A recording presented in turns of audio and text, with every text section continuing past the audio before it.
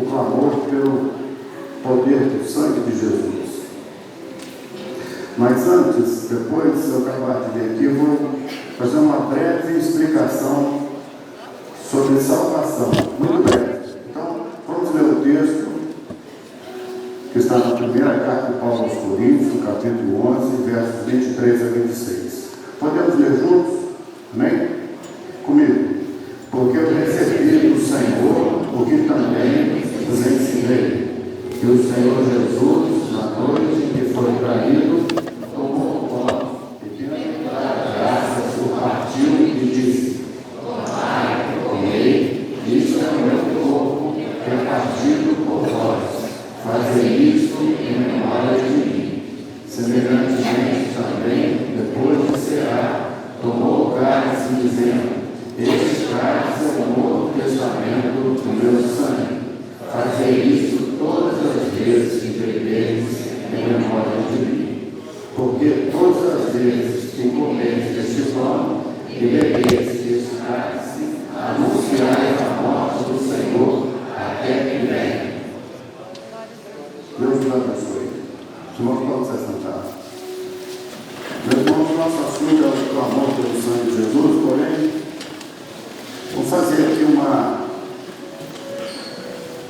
uma breve explicação sobre o assunto de salvação. Vou pedir a atenção dos irmãos, por favor. O pastor Esteuti deu uma aula aqui de fé, e ele mostrou de uma maneira bem didática a fé que emerge da obra criadora, passa da razão, então ela tem o viés da razão, e a fé que vem da eternidade, da obra redentora, e que alcança o homem, agora põe o homem num novo e vivo caminho.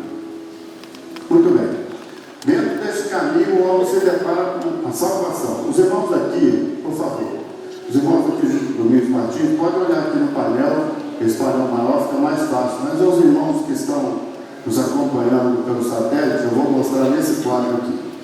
Então, os irmãos vão ver o seguinte: a salvação, meus irmãos, ela tem duas ações. Primeiro é o ato da soberania de Deus, e depois o processo.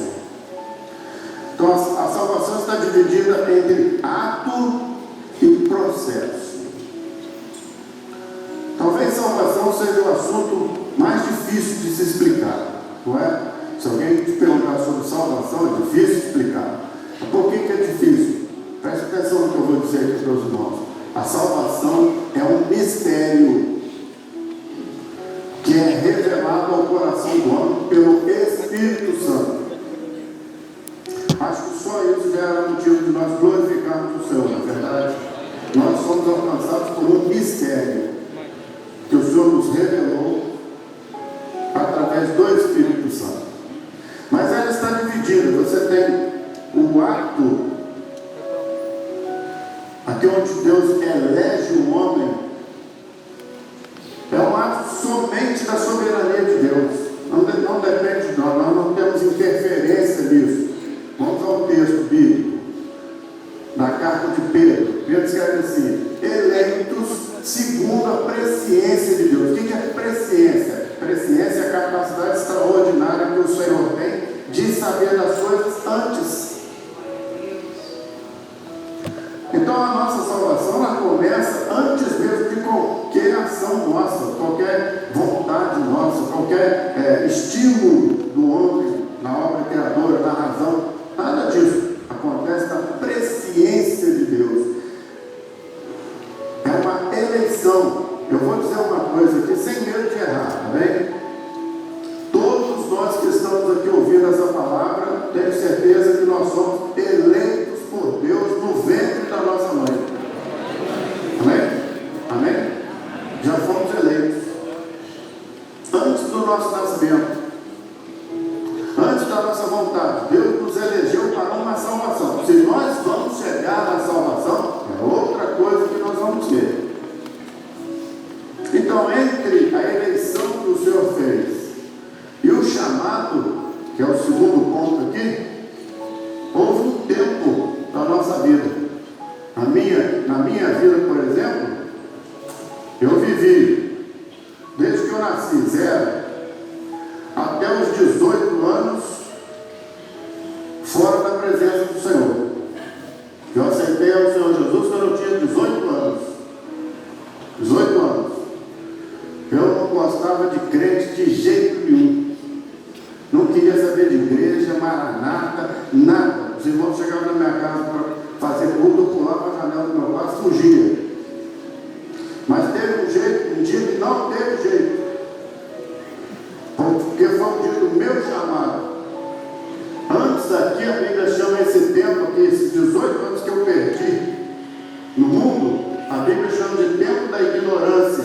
Preste atenção, por favor. A sua vida aqui foi assim, ó. Um dia muito bem, um dia muito mal, aquele elétrico, encefalograma. No meu caso, eu não dava nem no quarto sair.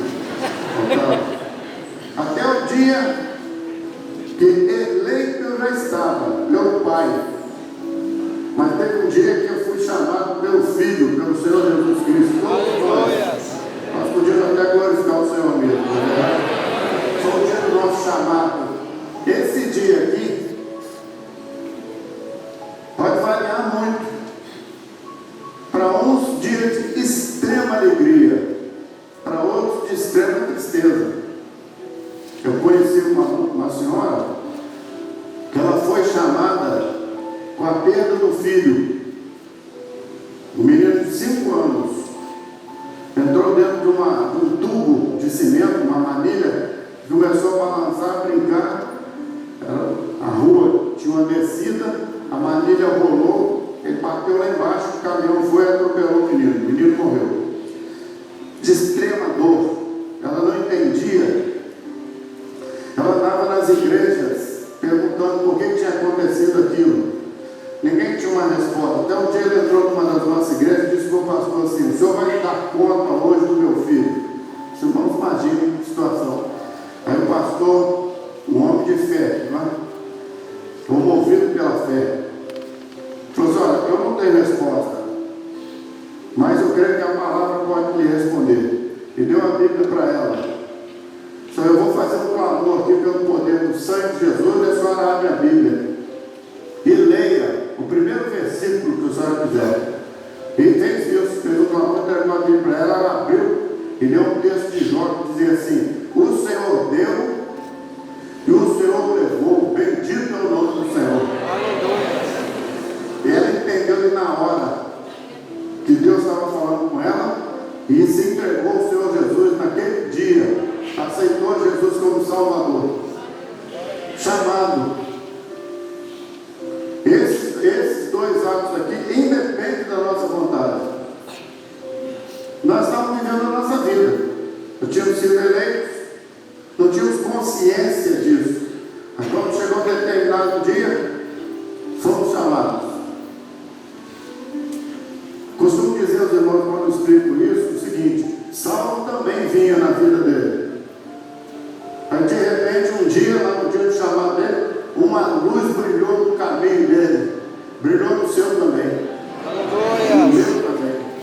Ali nós tomamos consciência de que nós fomos eleitos um dia pelo Pai e chamados pelo Filho. Agora, meus irmãos, nesse outro pedaço aqui, agora quem está atuando é o Espírito Santo. Nesse caminho, esse é um processo.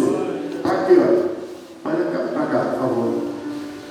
É um processo em santificação do Espírito.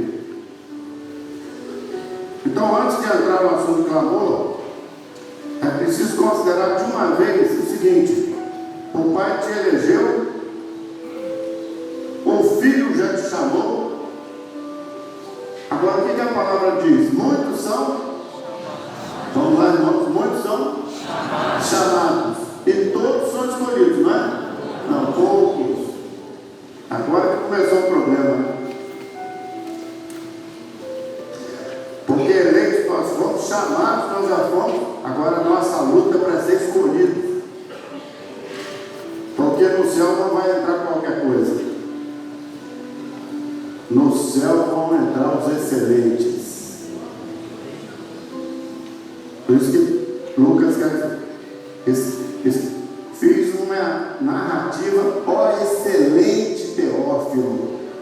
céu é lugar de excelentes. Então, para nós chegarmos ao céu agora, nós precisamos do clamor, precisamos dessa ação do Espírito Santo em santificação. Então, vamos só rapidamente. O que é santificação? Para aquilo que o pastor Júlio explicou hoje aqui na razão, santificação pode ser muita coisa. Mudei a cor da roupa, só uso branco, eu só faço isso, eu fecho o olhinho, entendeu? Santificação, meus irmãos, é deixar o Espírito Santo governar a sua vida. Ele diz, vai, você vai. Ele diz, não vai. Faz isso. Você faz. Não faça. Isso é uma ação do Espírito Santo. Para chegar ao céu aqui agora, para chegar ao céu, nesse processo que nós estamos, o pecado aqui é um acidente. Aquele é uma constante. Aquele é um acidente.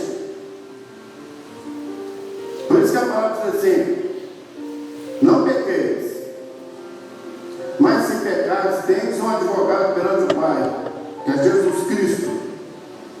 E outro texto diz, e o sangue de Jesus, seu Filho, nos purifica de todo, não é todos, não. Todo é singular, é direto, é um artigo, todo quer dizer, você vem na sua vida aqui caminhando, cometeu um deslize, o Espírito Santo fala na hora, você errou. Para na hora, aqui que eu preciso nessa hora para voltar ao meu chamado, para voltar à minha eleição, para voltar ao processo. Eu clamo pelo poder do sangue de Jesus. Aí o sangue de Jesus me coloca de novo no caminho. Então aqui não pode ser uma constante, aqui é um acidente, um deslize. Então o que é santificação? As pessoas dizem assim, São Pedro.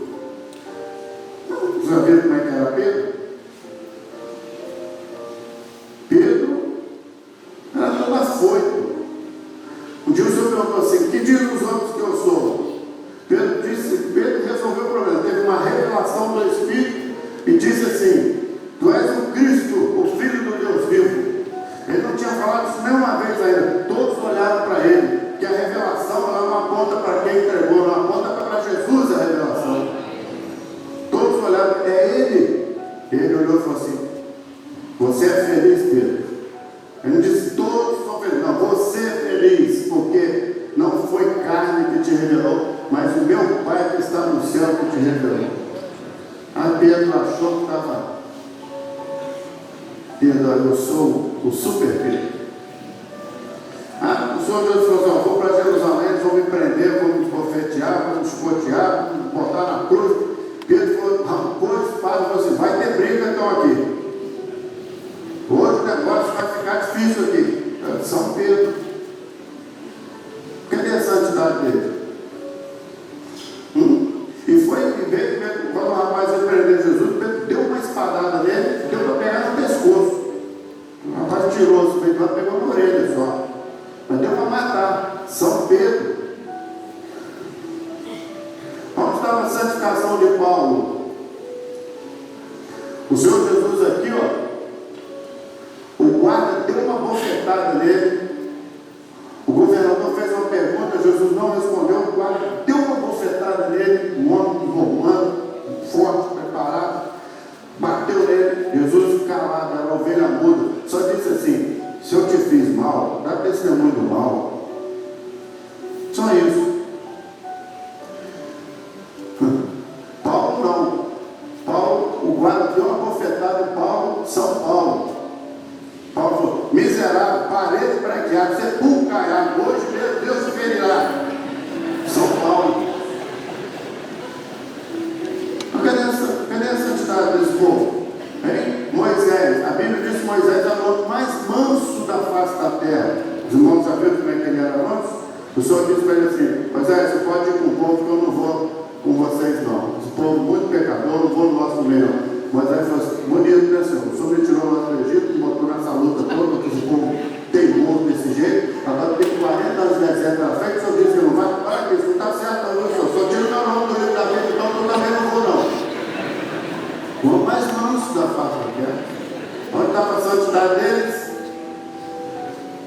santidade deles estava aqui, ó. Quando o Senhor falava com eles, eles obedeciam. Então, se você quer, você foi eleito, foi chamado, mas agora quer chegar ao céu, você precisa do Espírito Santo. Aqui está o nosso problema, porque aqui entra o livre-arbítrio. Livre-arbítrio é a capacidade que Deus nos deu de decidir. Eu tenho livre-arbítrio, eu sei a verdade, eu conheço a palavra, eu sei que Jesus vai voltar, mas eu não quero seguir. Deus respeita, só que o livre-arbítrio vem com juízo. Livre-arbítrio tem consequência. As nossas decisões têm consequência. Então, meus irmãos, terminando essa parte de salvação, nós estamos vivendo esta hora aqui. Que o Espírito Santo precisa ter lugar na nossa vida para nos conduzir no caminho. Senão nós nos perdemos, nós vamos para o cristianismo, nós vamos para a religião, nós vamos para muitas coisas. Ficou claro até aqui? Sim ou não? Sim ou não? Sim. Bom, quanto mais irmãos prestarem atenção, mais cedo eu solto para o almoço. Então vamos voltar, vamos para o nosso assunto agora. Vamos para o nosso assunto, que é o clamor pelo Senhor Jesus. Vou começar aqui dizendo uma coisa que eu não posso me esquecer. Então, vou pedir atenção dos irmãos agora, por favor. Vamos ao clamor. Já que para andar aqui, eu preciso do sangue de Jesus para me manter aqui, vamos entender uma coisa. Meus irmãos, vamos colocar aqui, tá bom? Deus tem um projeto para salvar o homem. O projeto de Deus é único e é eterno. Ele não muda. Ele não muda por minha causa nem por causa de ninguém aqui. Acontece que o homem se desvia. Ele se desvia do caminho aqui. Ele se desvia. Ele começa bem, daqui a pouco ele descola um pouquinho aqui, e a consequência é que ele sai do caminho. Mas Deus tem um projeto para salvar o homem. O problema é que, quando Deus fez esse projeto para salvar o homem, Ele deu preferência àquilo que é imortal. E isso nem sempre agrada as pessoas. O projeto de Deus não é material, não é aquilo que você pode pegar. Não, o projeto de Deus é espiritual. É para levar o homem à salvação. Mas o que é salvar? Para o Evangelho que está aí. O Evangelho que está aí, ele se contenta com o seguinte: se você tem dinheiro, se você está próspero, se você tem bens, se você tem saúde, então você está, entre aspas, você está salvo. Mas o projeto de Deus não é isso não.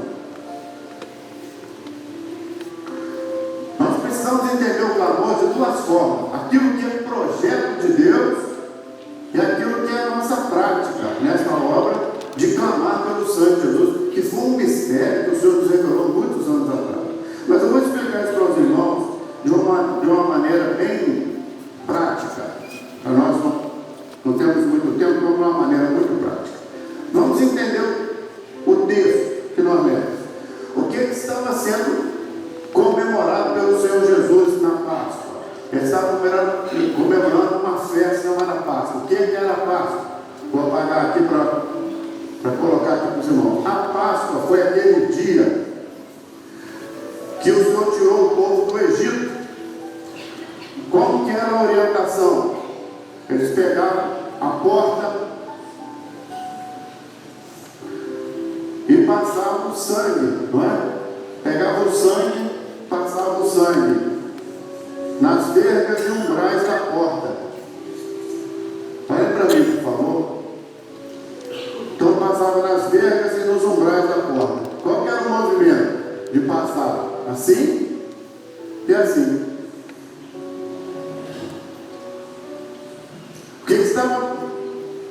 O que estava profetizado aqui naquele dia? Páscoa quer dizer passagem. O anjo ia passar por cima. A casa que tivesse o sangue, ele não entraria. A casa que não tivesse, ele entraria. E o filho mais velho ia morrer. Naquele dia que eles passaram o sangue, Faraó nunca mais colocou a mão neles.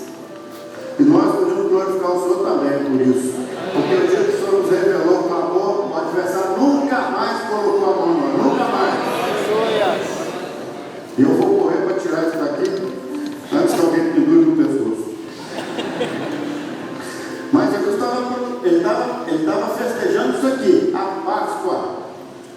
sangue libertador que tirou o povo e colocou o povo agora num caminho para uma salvação, para uma terra prometida. Meus irmãos, Deus tem um projeto.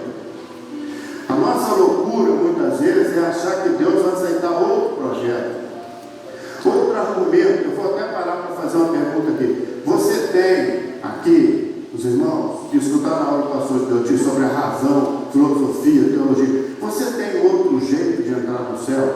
Qual o jeito? Você tem outro projeto? Deus só tem um. O projeto de Deus está firmado no sangue de Jesus, no sacrifício de Jesus. Você tem outro? Resta saber se Deus vai aceitar. E eu vou explicar isso para os irmãos, usando um texto bíblico muito simples dos irmãos aqui entenderem. É só me acompanhar. A Bíblia fala que tinham dois gêmeos, Esaú e Jacó. Eram dois gêmeos do Velho Testamento. A mãe deles nunca tinha ficado grávida. Ela ficou grávida de gêmeos. Os meninos lutavam dentro do ventre. Ela perguntou ao Senhor: o que está acontecendo comigo? O Senhor disse para ela, o Senhor deu para ela, olhe para cá, eu vou escrever uma coisa importante. O Senhor deu a ela uma revelação. Vou botar um R aqui. Deu uma revelação. O Senhor diz assim: 2 nações é do teu ventre, e o maior, ele vai servir o menor. O menor, a bênção vai estar com o menor. Esse aqui, o menor, é que vai governar o maior. Isso é o contrário da razão. Então, meus irmãos, me ajuda a dar aula. O contrário da razão é o quê? Revelação. Naquela época, era assim, o primogênito, Esaú, o que nascia primeiro, ele já pertencia a Deus. Mas Deus inverteu, falou: não, a bênção vai estar com o menor. Ela guardou a revelação. Os meninos nasceram, Esaú nasceu primeiro, Jacó nasceu agarrado no pé do irmão. Nasceram os dois, Esaú, Jacó. Mas ela sabia por revelação que a bênção estava com Jacó. Ela ficou quieta, guardou o segredo. Anos se passaram.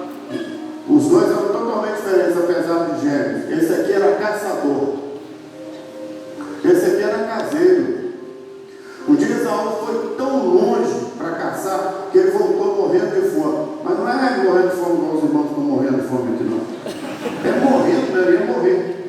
Aí chegou para o irmão e disse assim: você me dá esse guisado que você está fazendo? Aí Jacó falou: não. Jacó faz negócio. Aí qual negócio você faz? Não, faz o seguinte: eu te dou, mas para a bênção do meu pai, eu passo por ser você, eu passo por ser o primogênito.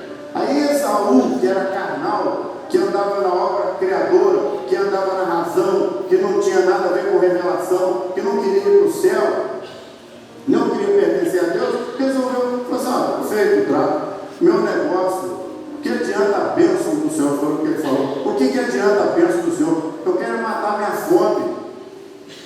Eu quero comprar essa vida. E trocou a bênção. Jacó ficou com direito. Os anos se passaram, o pai ficou muito velho. Aí o pai, agora vocês vão entender o clamor, hein? O pai chamou Esaú, que era o mais velho, e disse assim: meu filho, você vai lá, mata uma caça e volta. E me dá a caça que eu quero comer, para te abençoar antes que eu morra. A mãe escutou. Vamos lá, por favor. A mãe escutou. A mãe tinha revelação ou razão? Ela tinha revelação. A igreja que tem revelação tem que escutar o que o pai diz. Ela não pode se afastar da porta da tenda. Ela tem que estar atenta. No nosso caso, nós somos muito atentos. Jesus vai voltar. Nós temos revelação. O pai, estamos escutando o pai.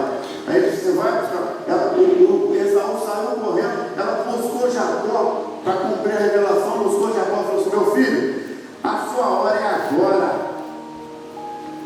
É agora. Você vai receber a bênção do seu pai agora. Você vai ali no quintal, pega 2 cabritos, pega as vítimas. O sacrifício está aqui. Você não precisa ir longe para agradar seu pai, não. A bênção está perto. 1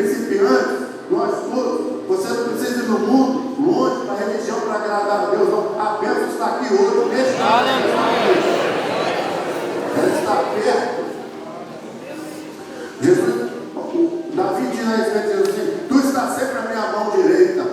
Ela esticar o braço e encontrar o Senhor está perto. Invocai-o enquanto está perto, diz a palavra. Ele está perto.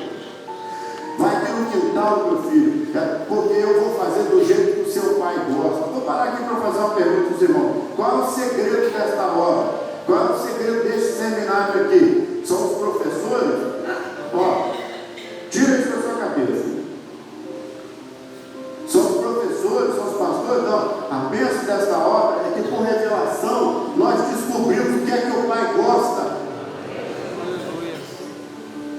O pai gosta do projeto dele, não é do projeto do homem, da religião, meu Pedro, seu Marcos, não. Ele gosta do projeto dele, que está na palavra dele. Ela pegou lá o cabrito, fez do jeito, preparou. O menino falou assim: eu não posso entrar aí não. O meu pai vai descobrir que eu não sou Esaú. Esaú é peludo. Aí ela pegou as vestes dele e falou: não, trocou, pegou as vestes do irmão lá dentro, colocou nele. Eles eram gêmeos, o pai já muito velhinho, não enxergava direito. Ela pegou assim, botou os pelos do cabrito na mão dele aqui, para ele ficar peludo, como o irmão dele era peludo, né?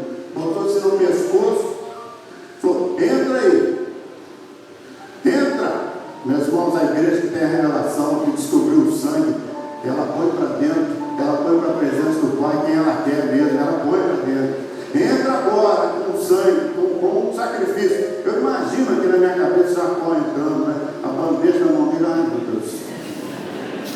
Ele vai descobrir. O pai vai descobrir que não sou eu.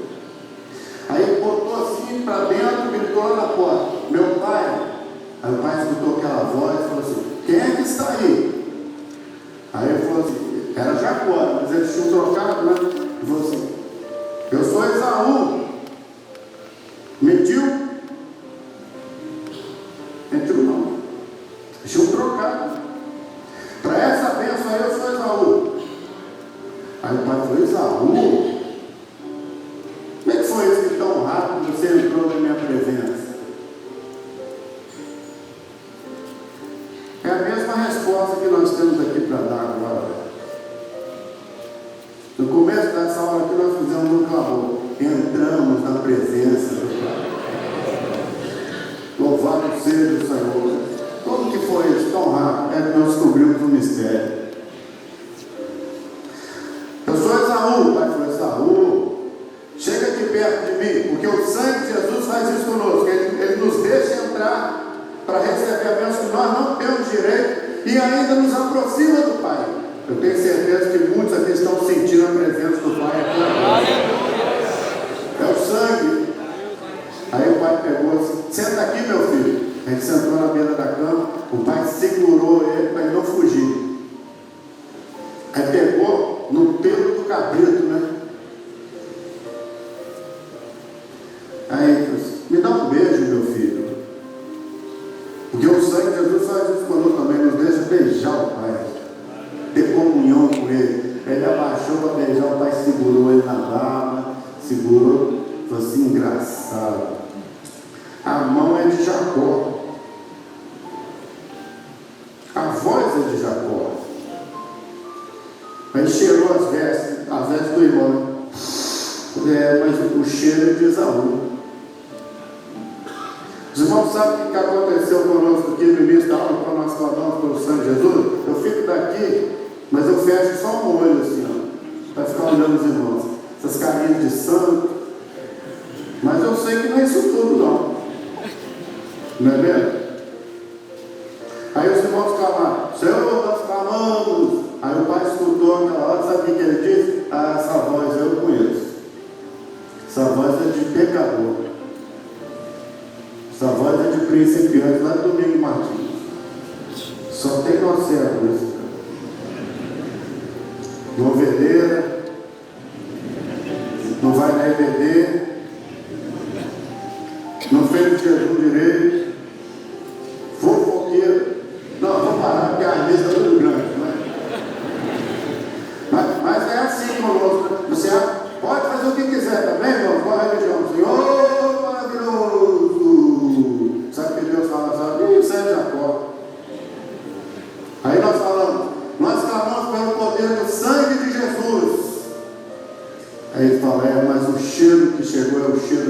filho. É o bom cheiro de Cristo. Sabe o que aconteceu conosco? O Senhor nos aceitou. Vou parar aqui um instantinho para os irmãos glorificarem o Senhor por isso.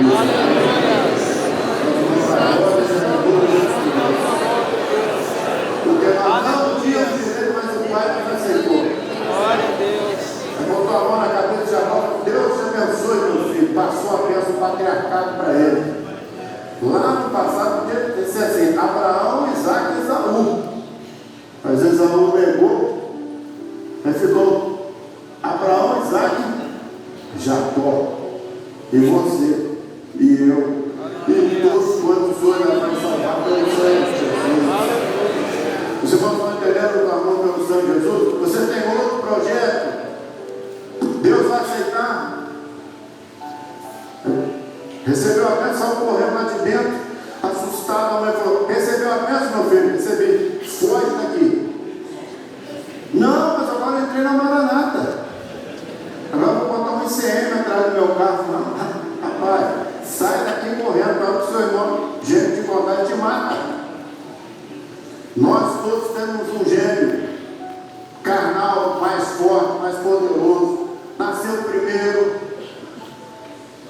Se você deixar o seu gêmeo te encontrar no caminho, ele te mata.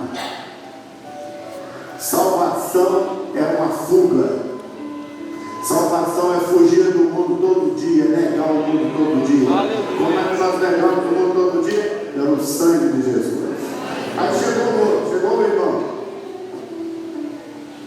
Veio de lá, não trocou de veste, matou uma casca que a Bíblia não fala nem o que é, trouxe o que ele queria, fez do jeito que ele queria, não depende da mãe, não depende de revelação, religião não depende de nada. Ela tem o projeto dela, quer agradar o pai do jeito dela. Ela entrou, Isaú entrou, meu pai, pronto. Ele falou: quem chegou? Aí Isaú falou: como assim? Quem?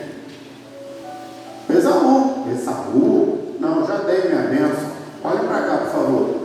O senhor só tem uma bênção? Eu só tenho uma bênção. Que pai que é esse que só tem uma bênção? A culpa era do pai, não era dele, não. Que pai que é esse? O senhor só tem uma bênção.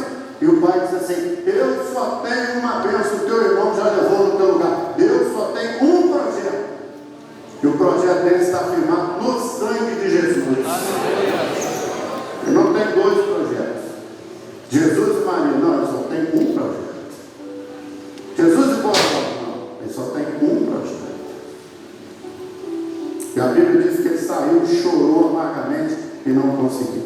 Meus irmãos, eu queria mostrar para os irmãos aqui alguns desvios.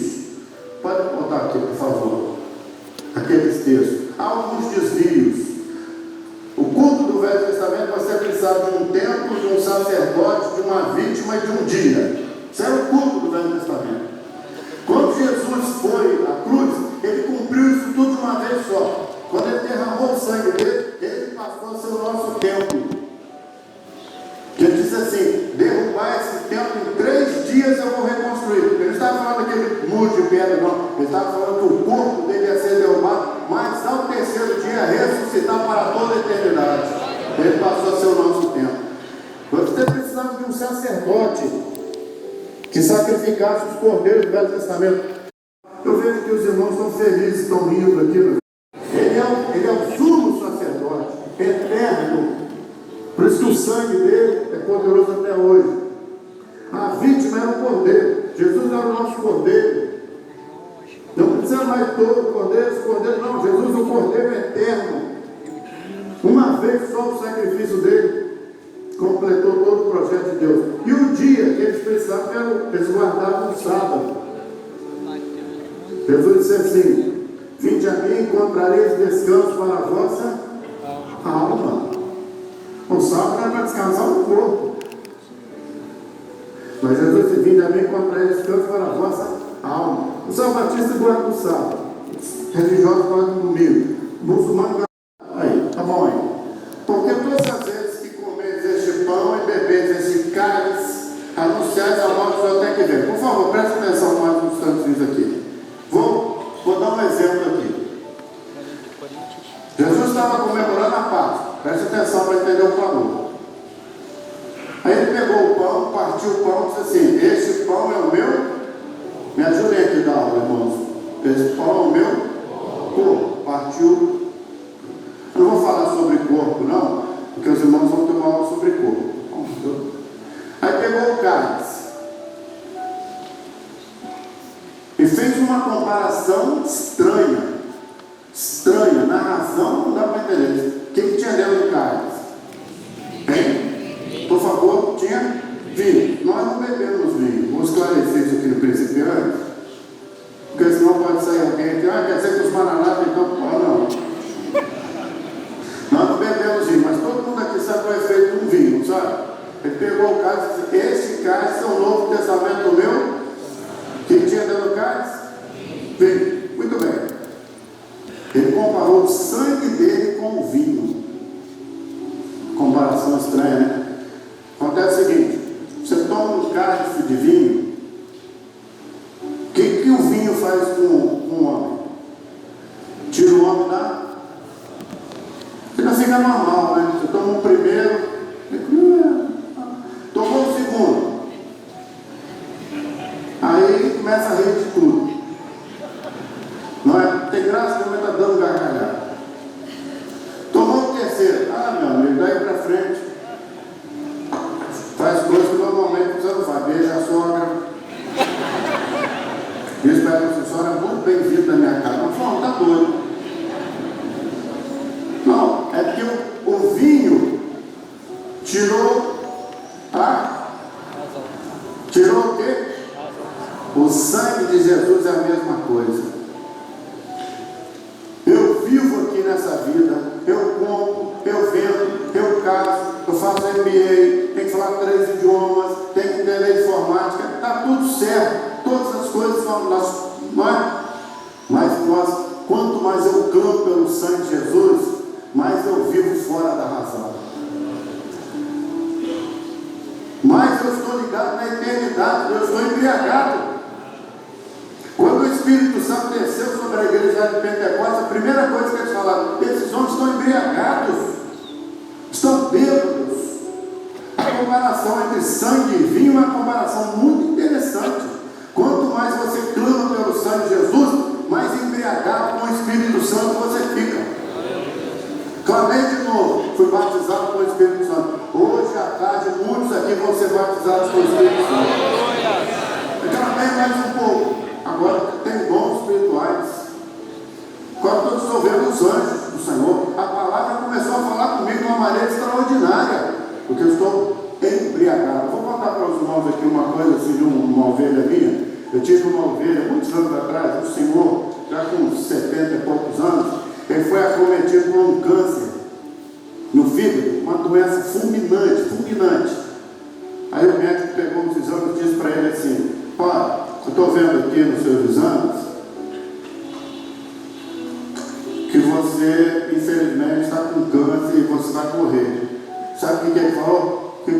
Quem foi, doutor? Falou: infelizmente, o senhor vai morrer. Glória a Jesus.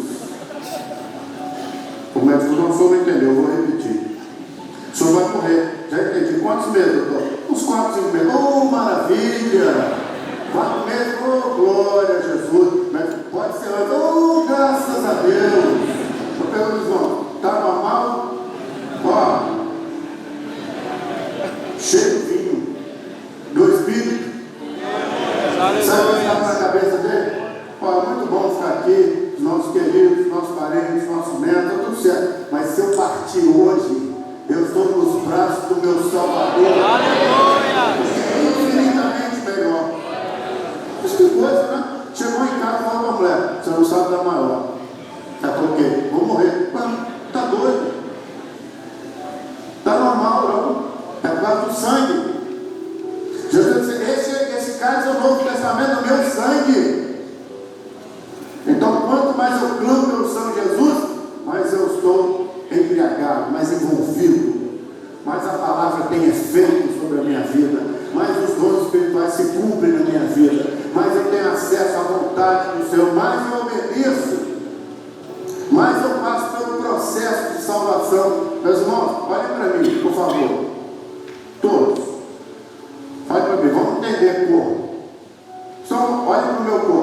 meu corpo? Não?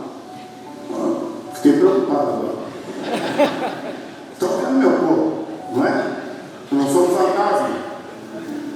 Eu estou vivo. Por que os irmãos sabem que eu estou vivo? Eu estou me mexendo, estou falando, estou dando aula. Agora eu estou vivo por quê? O que tem dentro de mim? Sangue. Os irmãos estão vendo meu sangue? Espero que não. O sangue de Jesus tem poder. Quase matei minha irmã ali. Sangue é para isso? Não. Sangue é por dentro. Sangue é um clamor. É um mistério. Sangue não é para botar para fora. O sangue de Jesus tem poder. Isso aí é coisa de gente animada, de assanhado, de religião. Sangue nessa obra, nós já entendemos. Sangue é por dentro. Sangue é um mistério seu com o Senhor. Você entrou num ambiente que está difícil, né? Senhor, o sangue de Jesus tem poder. Naquela hora você foi absorvido pela eternidade. Os anos já vieram. A bênção do Senhor já começou a se instalar ali. O Senhor já começou a repreender. Mas isso é um mistério. Sangue para fora é morte. Você passa numa estrada, tem sangue no chão. Você olha só um acidente, tem sangue, o que você pensa? Morreu. Sangue para fora. Sangue só faz efeito dentro do corpo. Agora, se os irmãos não estão vendo meu sangue, mas sabem que eu tenho sangue, eu posso dizer, fazer uma analogia aqui para terminar. O meu sangue em relação aos irmãos é um mistério. Amém? É um mistério. Os irmãos sabem que eu tenho, não estão vendo? É um mistério. O que está dentro das nossas igrejas que ninguém está vendo, que está dando vida à igreja, mas nós sabemos que ele está lá, nós sentimos, mas nós não vemos. O que é que está lá dentro? Como que se chama? O Espírito Santo. Quando eu clamo pelo sangue de Jesus, eu estou clamando pelo Espírito Santo. Ele está dentro da igreja, ele está no nosso meio, ninguém vê, mas ele te dá vida à igreja. Você entrou uma senhora na minha igreja, assistiu o culto, ficou quebrantadíssima. Eu sentei perto dela, está tudo bem, tá? A senhora se identificou com o culto, muito, pastor. Sentindo uma coisa dentro do meu coração, nunca senti na minha vida. Aqui tem uma coisa, ficava assim com a mão. Aqui tem um negócio. Aí eu falava, o que? Provocando ela, o que tem aquela? Eu não sei. Eu queria pegar o Espírito Santo de qualquer jeito. Não sei, tem um negócio. Mas que negócio? Ah, não sei explicar. Os caras não sabem explicar, se chama Espírito Santo. Unguento derramado é o teu nome. Quanto mais eu clamo, mais o Espírito Santo age. E me tira dessa vida. E me tira da razão. Aí você vai entender certas coisas, não é? Você chama um doente, ele sabe que ele vai morrer, mas ele está feliz, porque ele está embriagado. Está desempregado. Tranquilo no nome do Senhor. Ele está com uma luta muito grande. Está muito feliz. Tudo clamou. Eu vou terminar aqui dizendo uma coisa para os irmãos. Quando que isso veio? Quando Jesus veio da eternidade, que ele derramou o sangue dele, esse projeto chegou a nós. Eu vim para que tenhais vida. Qual vida? Essa aqui terrena? Não, essa nós já tínhamos. Essa ficar próspero, ficar rico, sucesso profissional. Não, essa nós já tínhamos. Eu vim para que tenhais vida. E vida é? O projeto de Deus, meus irmãos, ele vem da eternidade, passa pelo tempo do homem, alcança o homem. Nós podemos glorificar o Senhor porque nos alcançou também. O homem vive o caminho por fim, leva o homem de volta à eternidade de Deus. Isso é um projeto de Deus, não é meu, é de Deus. E Jesus cumpriu nisso. Eu vou terminar aqui dizendo uma coisa para os irmãos. Então os irmãos entenderam tudo, né? Jesus veio para deixar para o homem uma religião, não foi? Sim ou não?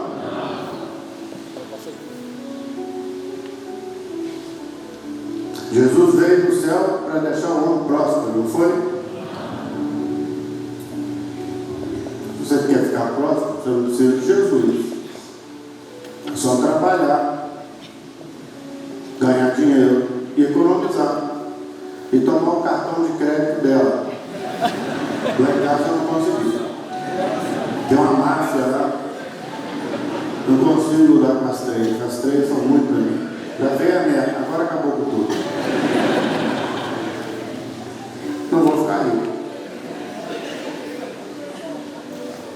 2 milhões de pessoas num campo lá em São Paulo. 2 milhões. Todo mundo com lencinho branco na mão. As pessoas acham que elas balançando o corpo, elas vão alcançar a alma. A alma só é alcançada com o poder do sangue de Jesus. Ela só se alimenta com o que veio da eternidade. Aí entrou o dono da religião e disse assim, abriu a cortina, quando ele bateu de cara com 2 milhões de pessoas, ele disse assim, que maravilha, pena que Jesus não está aqui para ver isso. Ele discerniu bem a situação dele. Religião é isso, um multidão de gente, mas Jesus não está. Nós não somos 2 milhões aqui, nós somos talvez 1.000, mas nós estamos sentindo a presença do nosso Salvador aqui, que merece toda a glorificação agora. Aleluia! O nosso pecado, professor, não é? Caco velho. Simplesmente porque nós descobrimos um mistério, que é o sangue de Jesus. É ele que nos coloca. Vou terminar. Vamos colocar o lagar aqui para terminar. Isso aqui é um lagar de uvas. Você põe a uva aqui inteira e pisa a uva. Ninguém se assuste não. Você pisa, ninguém se assuste. Você pisa assim, não é? Pisou. Esmagou a uva morreu. Aí, o que é que nasceu? Nasceu o vinho. Paulo diz assim, o clamor pelo sangue é isso. Paulo diz, já não vivo eu, mas Cristo vive em mim. Todos os dias eu morro. Como é que você pode morrer todos os dias? O clamor, meus irmãos, é isso. Quanto mais eu clamo, mais eu morro. Já morreste? A pergunta, a palavra é, já morreste com Cristo? Porque quando nós morremos, esse mundo nos atrai para lá, atrai para tantas coisas, né? Hoje o mundo é virtual, é bonito, é colorido, é tudo na internet, tem tantas coisas arrastando a muitos por aí. Né? Já morreu? Você já morreu? Temos que morrer. Quando eu morro com as coisas dessa vida, eu sou esmagado, eu morro, eu me anulo, eu me renuncio todos os dias. Eu renuncio a minha vida, eu nego a Bíblia. Quem quiser vir após mim, negue-se a si mesmo. Posso assim, já não vivo eu, mas Cristo vive em mim. Quando eu clamo, meus irmãos, eu morri, mas nasce em mim uma vida revelada. Uma vida que gosta do Manaim, que gosta da palavra, que gosta dos louvores, que nessa hora tem vontade de dizer, louvado seja o teu nome, glória a Jesus. Uma vida nova, novo e vivo caminho, pelo sangue de Jesus que Ele nos deu naquela cruz. Deus nos abençoe. Vamos estar de pé, vamos glorificar o Senhor.